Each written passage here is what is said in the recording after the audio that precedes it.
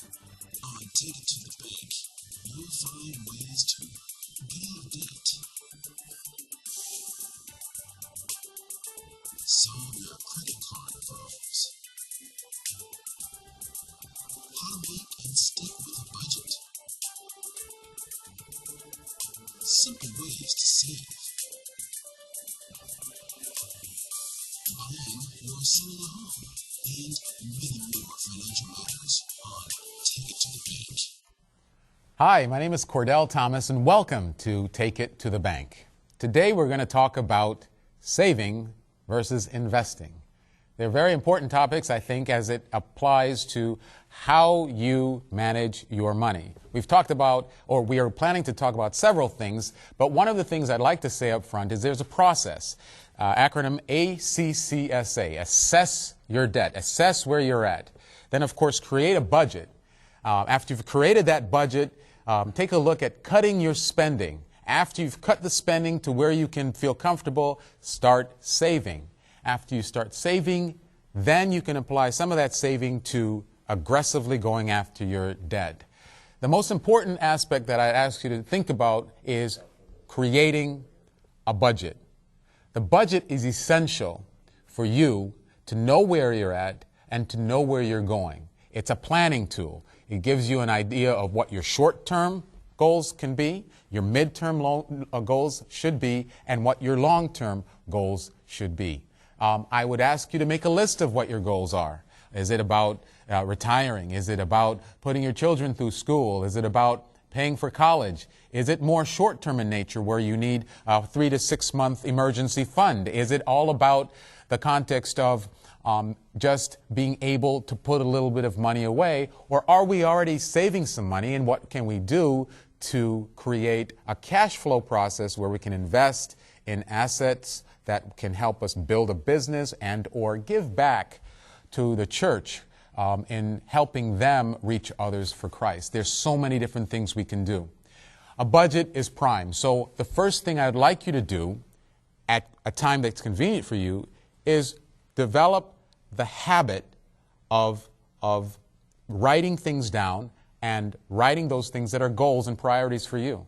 Once you've written the goals and priorities, we can begin to take an assessment of where we are at and what we'll need to do to address the debt issue if that's the case. They say that in America, the average household credit card debt is $14,750. It's essential that we understand what that is and how we can address those concerns. Did you know that saving just 35 cents per day in a savings account comes to about $125 per year? A university did an interesting study, and they looked over the past 81 years up through 2009. They started, I believe, in 1928 and assessed money that was put into a stock market and money that was put into a savings account. And you look at the difference between the two. Those that they said $100 that was placed in a savings account versus $100 that was invested in the stock market, the $100 in the savings account through 2009 came up to about $1,900 of simple interest accrued on that amount of money.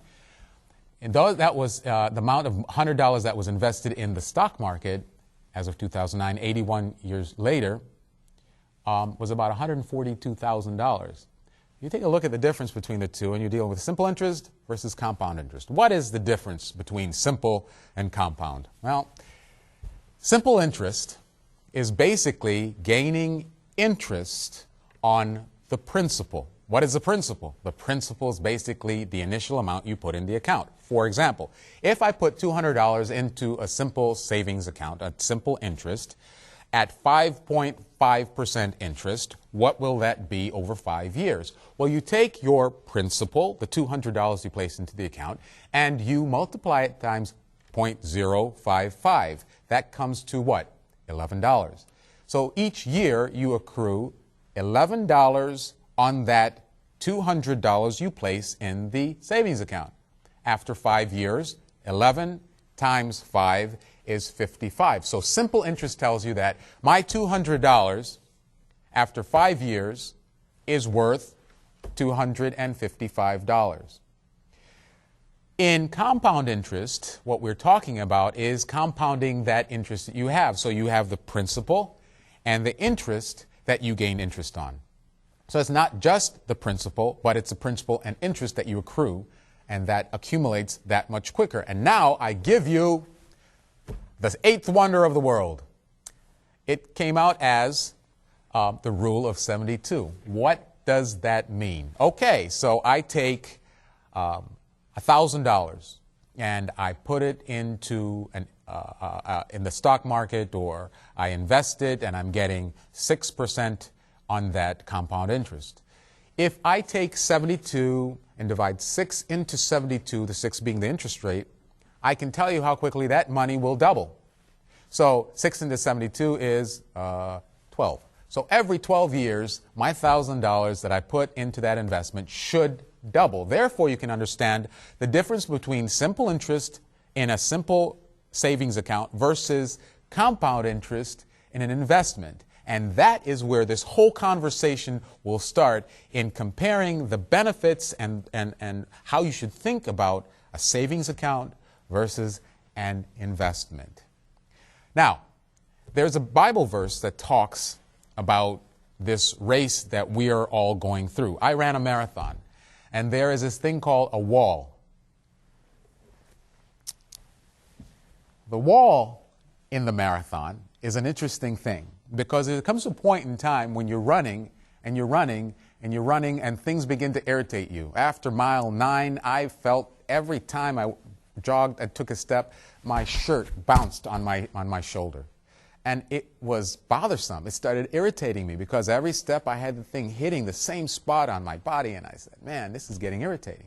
And then, of course, I dealt with different things, because I had to have an orthotic device that I wasn't quite used to in my shoe. So it kind of put my balance off just a little bit, and my knee started hurting me. And as of mile 15, I ran into my first wall. I couldn't run anymore. My knee was killing me, and I had to sit on the side of the curb. And I still remember that part of the trip, because I believe I was running down Constitution Avenue. And, oh, by the way, it was the Marine Corps Marathon. I was a hardened type of guy at that time. But then I couldn't go a step further because of the pain in my knee. And I remember sitting down at that time in my life, and I said, I didn't come this far not to make it. That was the first hurdle I had to overcome in my dream of completing this race, this marathon. The second hurdle was mile 20 to 22. And at that time, I was just out. I couldn't do it anymore. I had run 20 miles, and wow, I had to face this wall where I felt it was a place I couldn't get over. But guess what? You can. I can. This marathon of life, this race that we are taking on, is about completing it. And there are going to be things and challenges in our life, hurtful things, things about our budget, things about savings, things about cutting spending and not going out as much. There are things that we're going to have to overcome to get to the goals that we set for ourselves, as you've written down in your priorities and your goals. So I ask you to think about that as you think about the analogy of the race. Did I finish the race? Of course I did. I overcame that hurdle. And it was interesting how I overcame that hurdle in my life. It was about a gentleman that I had no clue who it was. A gentleman with black and white hair, long hair down the back, biker dudes it seems. And he came up to me, and without batting an eye, he knelt down and grabbed my knee and said, "Dude, you look like you're in pain." Well, yeah. And he rubbed some stuff into my knee, heated up my knee, and said, "Come, let's go." When you look like you can't get over that hurdle and you run into a wall of life, I ask you to have a partner, have someone that you are responsible to. It may be your spouse, it may be a good friend, but don't go away from that budget that you have set up. Secondarily, make certain that you follow those rules, that the priorities and those goals that you've set for your life. If, in fact, you want to save $1,000 in the next 6 months. If, in fact, you want to pay off that credit card debt over the next 2 to 3 years, if you want to get debt-free, if you want to pay for that college tuition, if you want to begin saving for retirement, what is it that's important about what we're talking about in savings and investing? It means you need to overcome. You need to place yourself at the end of the race and realize what life can feel like being debt-free.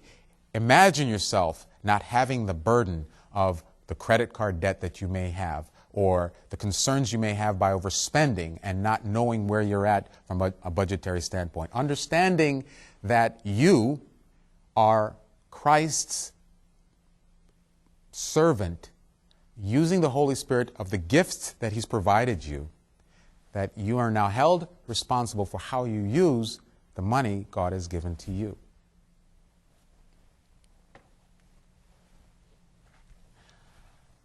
There are many other issues we can talk about, but I'm going to limit it now to just the issue of savings versus investing.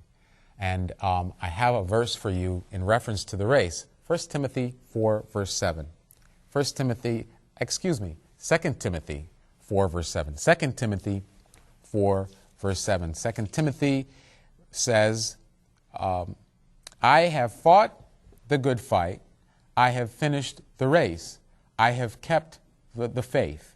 Now there is in store for me the crown of righteousness. Understand that God is telling you, if you complete the race, there's something in store for you. I finished the race. When I got to the end of the race, I felt no pain.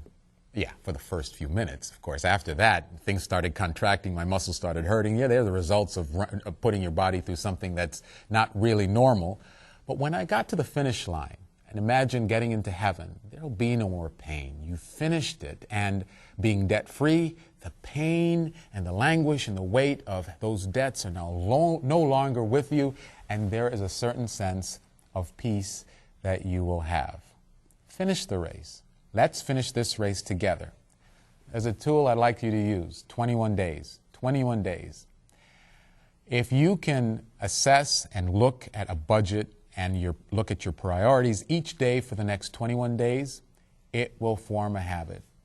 You'll get in the habit of looking at it and addressing it and assessing it and cutting spending where you can and creating a larger margin between your income and your expenses, such that you can put away that 35 cents a day or $35 a day or $100 a month and understand that that money will begin to accumulate. There are various savings plans that you should be aware of. There are things like a regular savings plan that's simple interest. There are things called money market accounts. There are things concerns like CDs, which are certificates of deposit. And we'll talk a little bit about that as we go through this comparison between savings and investing.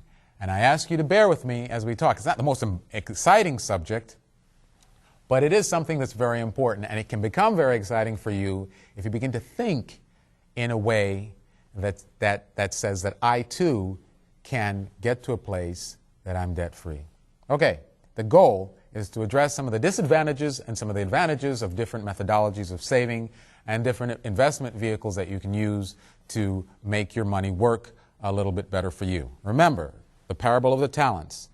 The servant that received 5 talents put his money to work, and he doubled his investment. The man that got 4, it was 2 talents. The second servant that got 2 talents invested those 2 talents, and it became 4 talents, regardless if it was $20,000, $2,000, whatever the case may be.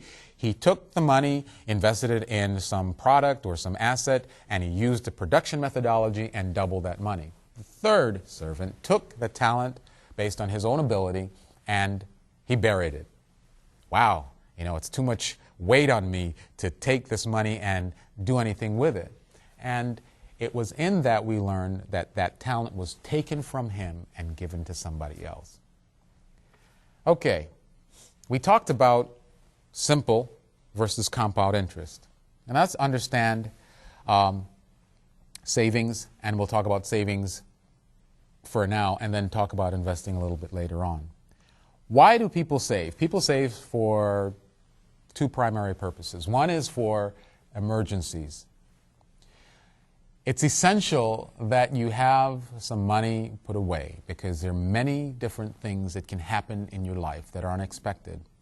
It can be from the standpoint of losing a job.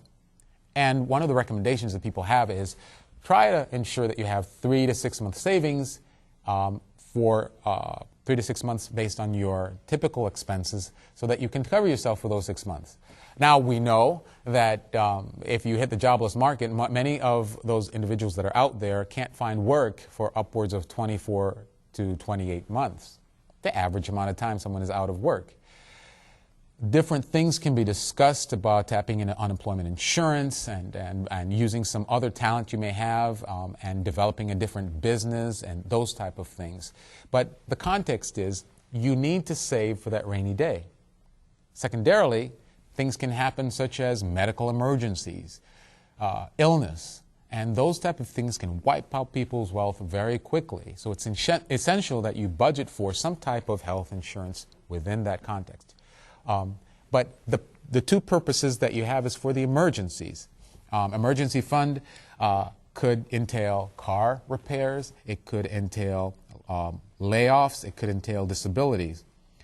3 to 6 months, I'd say save as much as you possibly can, because if you have 10, 12, 14 months worth of savings, that is a good thing. Now, if we think about some of those savings tools, one would be a money market account, where you're basically saying, okay, Mr. Banker, I want to put this money into a money market account, which basically says, I'd like you to take the funds that I have in there and invest it into government or corporate securities, and as your performance does well on your side of things, give me some of that profit back and help my small amount grow that much more quicker. There's also, now, what are the drawbacks about a money market account? I can't see really too much of a drawback except that that bank is investing your money. Did you know that the bank, as you put the money in the savings account or whatever the case may be, that bank takes your money and invests it? The banker may make 24, 26, 28% on the money they invest. And they can give you as simple as 1% back on your savings account, simple interest. But if you know how to talk to a banker and know some of the different avenues for saving your money and getting the best from your money, that context then tells you that I too can become a wealthy person from a savings standpoint, and I can understand the concept of how I can invest some of that money to make even more money. There is also the context of CDs. The CD is a certificate of deposit. What is a certificate of deposit? Well, I go to the banker and say, I want to open up a CD. The CD in of itself can be $10,000, or I can have a jumbo CD over $100,000. The CD says that the bank will give you a promissory note. A promissory note is a promise to pay you a certain thing over a certain amount of time. A CD has a maturity date. You can have CDs open for as little as 3 months and for as long as 5 years. Now, in that, you have an agreed upon percentage that you are, or interest rate that you're guaranteed from the bank. The bank says that in the promissory note, or this promise to you, is that we will promise you, for example, 5% interest over the 12 months that you have the CD open. Over that 12-month time, we promise you 5% interest, and your maturity is 12 months from today. So it basically says, I put $10,000 into a CD, the bank takes it, and basically gives you 5% interest continuously over that amount of time, simple interest. At the end of that 12 months, you would then have how much money? You take the $10,000 times 1.05 or 0.05%, 5%, gives you $500. So at the end of 12 months, I don't have the $10,000, but I have $10,500, and your CD matures, you can withdraw the money.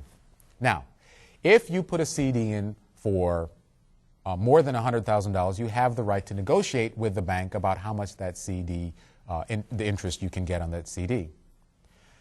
The drawback with a CD is this. If you put it in for 5 years, you can't pull it out for that 5 years. And within that 5 years, what if the interest rate goes up or goes down? Well, if the interest rate goes up, you suffer because you're stuck at that 5% interest. If the interest rate drops, the bank suffers because they're going to pay you that 5% regardless.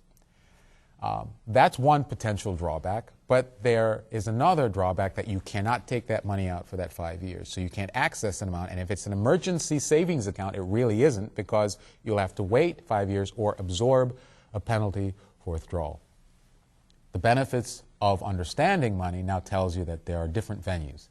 Investing is another specific area. Why invest? Well, we told you about that simple $100 invested in compound interest will actually double over the course of a certain amount of time based on the interest rate.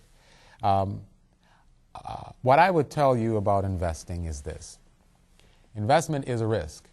There's many different investment methodologies. And if you plan to invest for the long term. The key is this. We saw the volatility in the stock market over the past several months. We've seen it going up by 400 points and down by several hundred points, and we don't know what to think. But those who are in the market should be in it for the long haul. Here is my point. You, as an individual, need to understand that if you don't have a budget, you have no right being in the stock market. If you don't know how much of a margin you have between your income and your expenses, you have no reason investing in something that's risky. And the fact that you're thinking long-term is a good thing, because if you do look at a budget and understand that, okay, I have this margin and I can save here and I can invest here, that is key. You have the funds that are necessary for that specific investment purpose. If you don't have the money, it makes no sense to invest, because if you lose that money is gone. And if you invest the money, you shouldn't really want to touch that money for the long term. It could be a 401k, it could be an IRA, it could be some type of investment tool that can take you to retirement.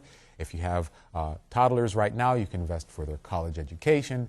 That's the long-term process. And it's a result of you taking the necessary steps, those necessary steps of understanding where you are from a budgetary standpoint, where you are in reference to how much money you can actually save, and then once you are saving a good amount of money and you've cut your expenses and you are adhering to a budget, then you can start the process of talking to a financial advisor and asking them, where is it I can take this talent God has given me and get a little bit more back, as the servant in the parable of the talents did.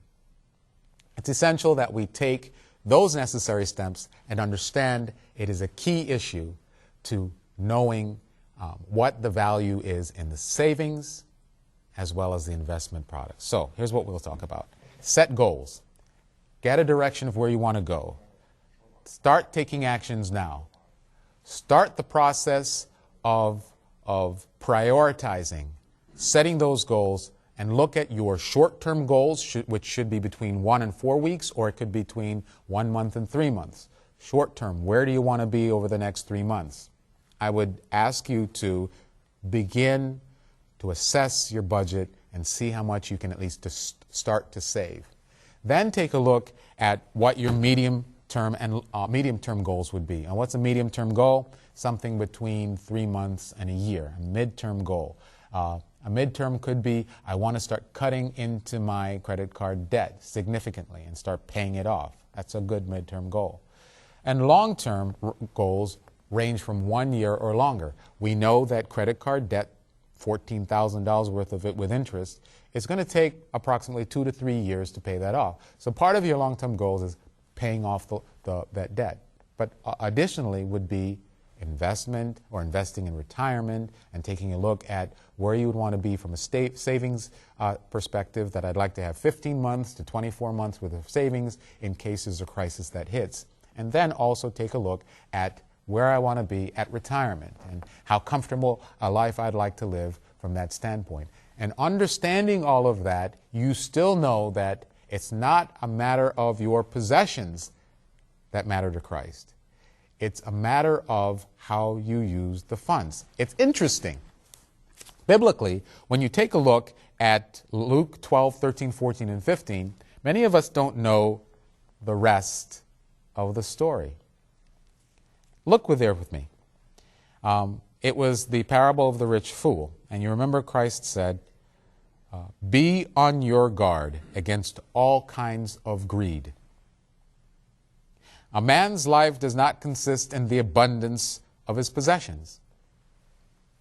Verse 16. And he told this parable. The ground of a certain man produced a good crop. He thought to himself, what shall I do? I have no place to store my crops. Then he said, this is what I'll do. I will tear down my barns and I'll build bigger ones. And there I will store all the stuff that I have, the grain and all of my goods. And I'll say to myself speaking, you have plenty of goods laid up for many years. Take life easy. Eat, drink, and be merry. Next verse is quite interesting.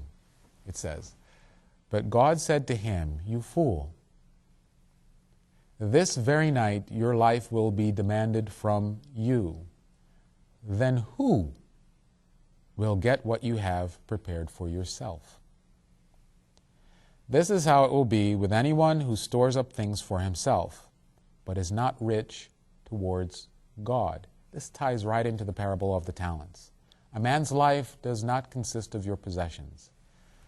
A man's life consists of how he uses the talents that God has given him, the Holy Spirit has given him, to get the word out about the gospel of Christ. Your immediate need in developing a budget is to create a margin between your income and your expenses. You'll hear me say that over and over again. Because when you can increase that margin, you can take more money and save it. You can prepare for that rainy day. You can prepare for the problems that life may have, and you can prepare to pay off all of your debt. But here is key. Of that money that you have saved and you have as in an abundance that God has given you, you can turn around and say, 3ABN, I have $5,000 that you can use to help share the Word of God in a foreign country. I have $5,000 I can give to a local charity to help in inner city needs and help people begin to exist on a higher level and to begin to get better and to begin to get economically aware of what's going on, and they can also pass things forward. I share these things with you because it's essential to understand the value of what saving and investing can mean in our lives. So, take it to the bank and save. God bless.